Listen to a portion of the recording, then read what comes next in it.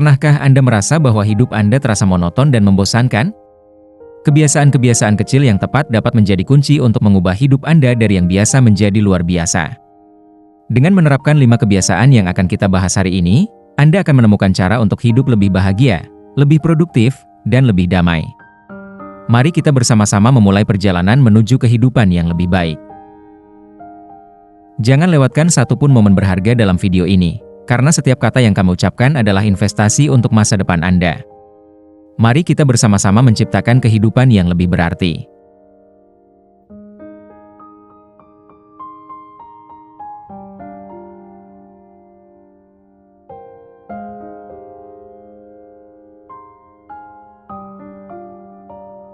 Kebiasaan pertama, meditasi.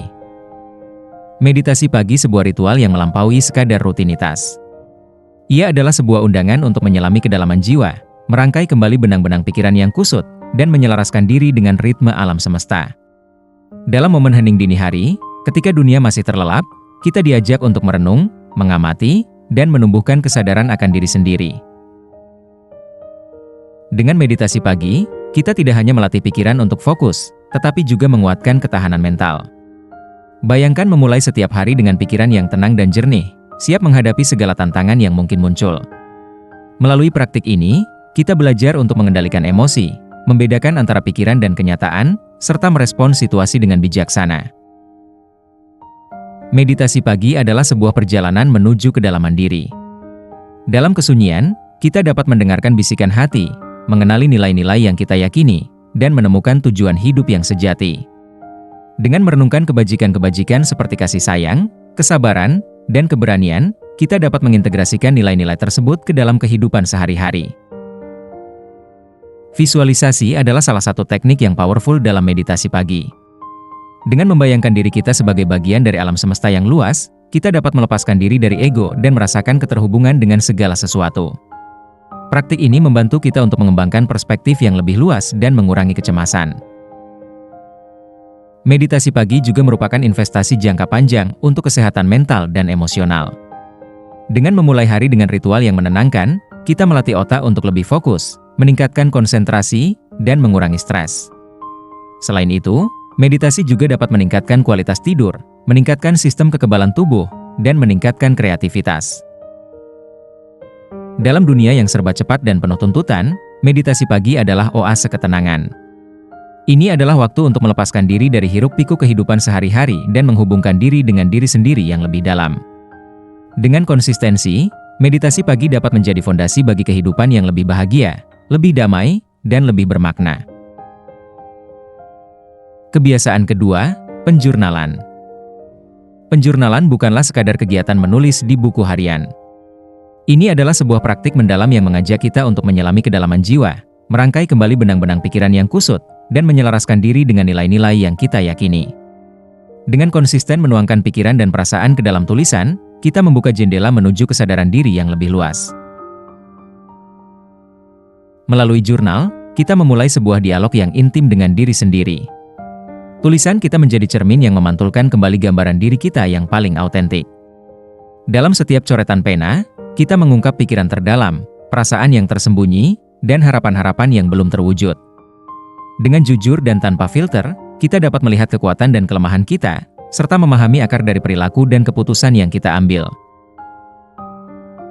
Jurnal adalah peta jalan yang kita buat sendiri menuju perbaikan diri.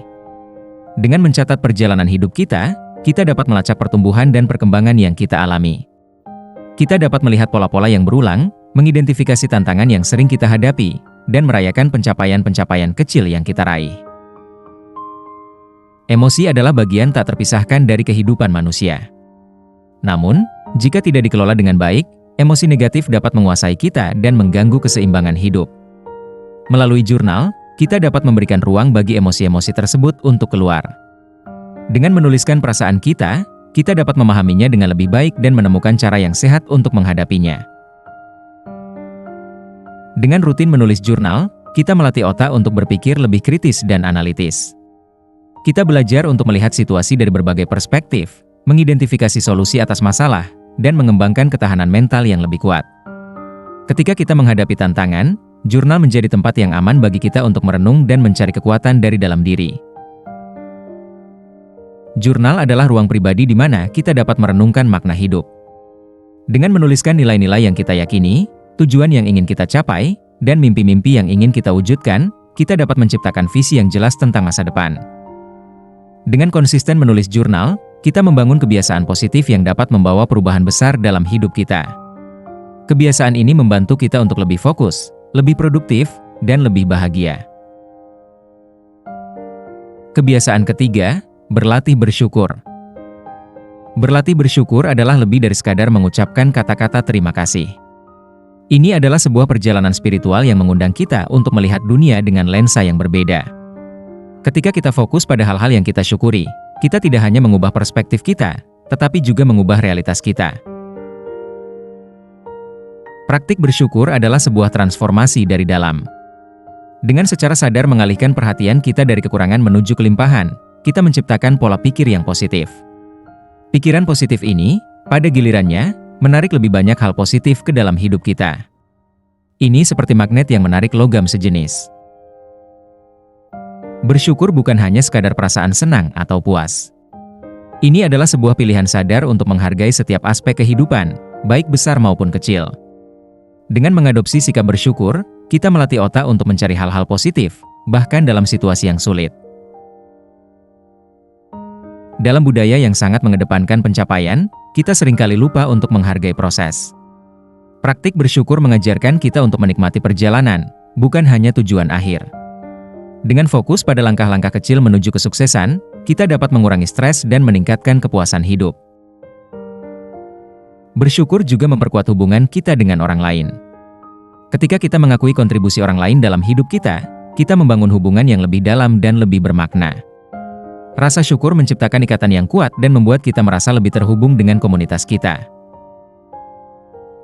Kehidupan penuh dengan ketidakpastian. Dengan berlatih bersyukur, kita belajar untuk menerima ketidakpastian dengan lebih lapang dada. Kita menyadari bahwa segala sesuatu bersifat sementara dan bahwa kehilangan adalah bagian tak terpisahkan dari kehidupan. Bersyukur adalah investasi terbaik yang dapat kita lakukan untuk diri sendiri dan orang lain. Dengan menjadikan bersyukur sebagai bagian dari kehidupan kita, kita menciptakan kehidupan yang lebih bermakna, lebih bahagia, dan lebih penuh cinta.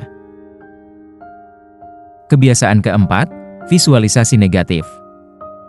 Visualisasi negatif, sebuah praktik yang mungkin terdengar kontraintuitif, adalah sebuah undangan untuk merenungkan kehilangan hal-hal yang kita hargai.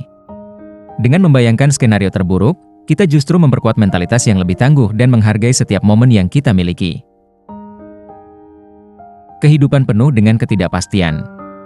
Dengan secara proaktif membayangkan kehilangan, kita melatih diri untuk menghadapi perubahan dengan lebih baik. Bayangkan seperti seorang pelaut yang mempersiapkan kapal sebelum menghadapi badai. Dengan demikian, ketika badai benar-benar datang, kita tidak akan panik, melainkan siap menghadapinya dengan tenang dan bijaksana. Visualisasi negatif paradoksal meningkatkan rasa syukur kita. Ketika kita membayangkan kehilangan sesuatu yang berharga, kita secara otomatis lebih menghargai kehadirannya saat ini. Ini seperti seorang yang baru saja sembuh dari sakit parah, yang kemudian akan lebih mensyukuri kesehatan yang mereka miliki. Dengan rutin melakukan visualisasi negatif, kita membangun ketahanan mental yang luar biasa. Kita belajar untuk menerima bahwa segala sesuatu bersifat sementara dan bahwa kehilangan adalah bagian alami dari kehidupan. Ketika kita kehilangan sesuatu, kita tidak akan merasa hancur, melainkan akan bangkit kembali dengan lebih kuat. Visualisasi negatif bukanlah tentang menciptakan kecemasan, melainkan tentang menemukan ketenangan di tengah badai. Dengan membayangkan skenario terburuk, kita mengurangi ketakutan terhadap hal yang tidak diketahui. Kita belajar bahwa kita memiliki kekuatan untuk mengatasi segala kesulitan yang datang. Visualisasi negatif adalah sebuah alat yang ampuh untuk mencapai kehidupan yang lebih bahagia dan lebih bermakna.